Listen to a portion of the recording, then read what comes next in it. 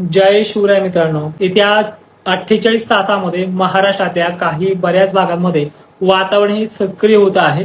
35% व्याप्ती घेऊन येणारं वातावरण पुढच्या 4 दिवसांमध्ये कुठे काय घडणार आहे याची परिस्थिती आपण पाहूया. आज विदर्भावरती, पश्चिम महाराष्ट्रावरती, खानदेशवरती विशेष माहितीचं सत्र आपण सुरू ठेवणार आहोत. मराठवाड्यातही वातावरण येत्या 24 तासात प्रवेश करते. मागच्या 2 दिवसापासून कानाकोपऱ्यामध्ये ह्या वातावरणाची पेज वाढलेली आहे. प्रत्येक गोष्ट व्यवस्थित समजून शेवटपर्यंत ऐकण्याचा प्रयत्न करा, तरच तुम्हाला सगळी माहिती व्यवस्थित समजेल. तर आता बघा, तारखेनुसार 17 तारीख ही लातूर, सोलापूर या भागांमध्ये, कर्नाटकमध्ये बऱ्याच प्रमाणामध्ये 60% व्याप्ती असल्यामुळे या भागातलं वातावरण उत्तरेकडे सरकत आहे. कर्नाटकच्या उत्तरेकडे लवकर असलेला जिल्हा म्हणजे धाराशिव, सोलापूर, लातूर, नांदेड पट्टा या भागामध्ये स्थानिक लेवलला ढगांचं प्रमाण संध्याकाळपर्यंत जास्त वाढेल आणि पावसाची कंडिशन दिवस मावळतापर्यंत पोहोचेल. त्यामुळे उद्या लातूरकरांनी सतर्क राहायचं आहे 17 मार्चला, कारण की थोड्या भागात आहे पण त्याची व्याप्ती अचानक वाढू देखील शकते. तर विजयपुरा, कलाबुर्गी, हुबळी, कर्नाटक या भागासह अनेक ठिकाणी स्थानिक वातावरणासारखा या वातावरणाचा प्रभाव पडेल आणि त्यानंतर लातूर, नांदेडमध्ये मोजक्या ठिकाणी, इकडे चंद्रपूरकडे देखील तेलंगणा मार्गे वातावरण ट्रान्सफर होण्याचा अंदाज आहे.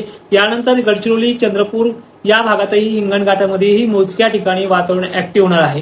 महाराष्ट्रामध्ये 18 नंतर 19 तारीख देखील प्रभावी ठरते, हे तुम्हाला मागच्या बऱ्याचशा व्हिडिओमधून समजलं आहे. पण आजच्या या व्हिडिओमध्ये सरळ सरळ सांगतोय, नगर, सांगली, सोलापूर देखील ढगाळ परिस्थिती होणार आहे. भले इथे अवकाळीचा तडाखा उद्या नसला तरीही वातावरण ऍक्टिव्ह होणार आहे.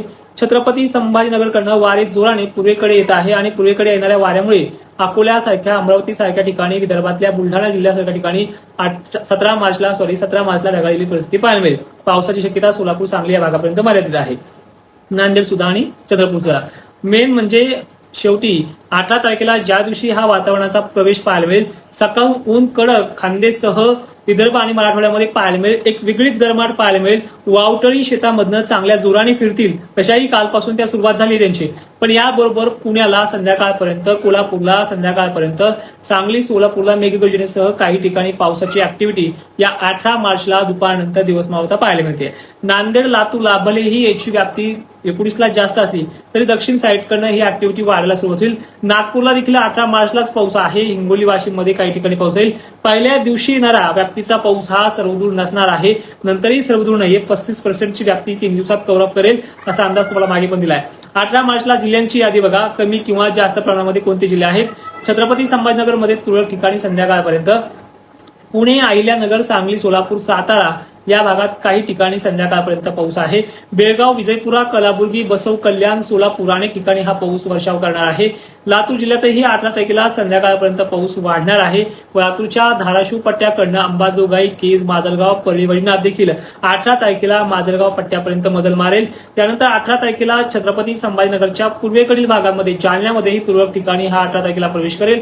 कोल्हापूरला आणि सांगलीच्या काही दक्षिणेकडील भागांमध्ये, कोल्हापूर, निपाणी, बेळगाव या भागांमध्ये सुद्धा वादळी पावसाची शक्यता या 18 तारखेला संभाव्य अंदाजानुसार तुम्हाला सांगण्याचा प्रयत्न करतोय. त्यानंतर 19 तारीख मोठी आहे, मोठी राहणार देखील आहे. याच्यामध्ये पुण्याचा समावेश जास्त प्रमाणात सांगितला आहे, पण स्थानिक लेवलला पुण्याच्या भागामध्ये हा पाऊस मध्यम दमदार असा राहील. कोकण किनारपट्टी साईडला हा पाऊस जास्त राहील, कोल्हापूरला देखील. त्याचनंतर 19 तारीख छत्रपती संभाजीनगरमध्ये तुरळक काही ठिकाणी दमदार तर काही ठिकाणी वादळी, एका 2 ठिकाणी असणार आहे. मी जिल्ह्यांची नावं 19 तारखेला बऱ्याच घेतोय, त्या देखील लक्षात ठेवा. त्यानंतर अकोला, अमरावतीमध्ये देखील स्थानिक बेसवरती हा वातावरणाचा क्रेज वाढणार आहे. वाशिम जिल्ह्याची आणि हिंगोलीची व्याप्ती बऱ्यापैकी पाहायला मिळते, पण त्याचा पूर्णपणे डायव्हर्टिंग सिस्टम, ज्याला आपण सरकारसारखी म्हणतो, हे पूर्णपणे पातूर, उत्तरेकडील कारंजालाड, खाली पुसद, डिग्रजकडे देखील सक्रिय होण्याचा अंदाज आहे. नागपूर जिल्ह्यात सावनेर, कटेलसह दक्षिणेकडील भागांना देखील ऍक्टिव्हिटी जास्त आहे. त्यानंतर वर्धा जिल्ह्यामध्ये चंद्रपूर या भागाचाही समावेश आहे. गडचिरोली, भंडाऱ्यामध्येही अनेक भागांमध्ये दमदार ते वादळी पावसाची शक्यता आहे. नागपूरला थंड वातावरणाचा तडाखा बसू शकतो, त्यामुळे नांदेडच्या अनेक भागामध्ये वातावरण शांत होऊ शकतं, पण वादळी पावसाची भीती या भागातनं गेलेली नाहीये. या भागाबरोबरच लातूर, परभणी, जालना, बीडचा देखील समावेश आहे. परभणीला देखील 19 तारीख महत्वाची असणार आहे. त्या अगोदर 18 तारखेला देखील परभणीमध्ये काही ठिकाणी हा अपवाद घडू शकतात, त्यामुळे काळजी घ्या.